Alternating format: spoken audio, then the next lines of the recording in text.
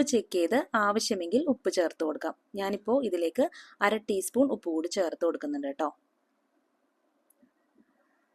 ഉപ്പ് കൂടി ചേർത്ത് നന്നായിട്ടൊന്ന് ഇളക്കി യോജിപ്പിച്ച ശേഷം ഫ്ലെയിം ഓഫ് ചെയ്തിട്ടാണ് ഞാൻ മല്ലിയില ചേർത്ത് കൊടുക്കുന്നത്. ഒരു കൈപ്പിടി നിറയെ മല്ലിയില ചേർത്ത് കൊടുക്കാം. എന്നിട്ടിത് നന്നായിട്ടൊന്ന് ഇളക്കി യോജിപ്പിച്ച് മാറ്റി വയ്ക്കാം. നല്ല ടേസ്റ്റി ആയിട്ടുള്ള ഒരു രസമാണ് കേട്ടോ ഇത്. പച്ചമാങ്ങ കൊണ്ടുണ്ടാക്കിയ ഒരു അടിപൊളി രസമാണ് കേട്ടോ. ഈ ഒരു രസം ഉണ്ടാക്കുകയാണെങ്കിൽ നമുക്ക് ചോറ് തിന്നാൻ വേറെ ഒരു കറിയും വേണ്ട. അത്ര ടേസ്റ്റി ആയിട്ട് നമുക്ക് ഈ ഒരു രസത്തിൻ്റെ കൂടെ ചോറ് തിന്നാൻ പറ്റും.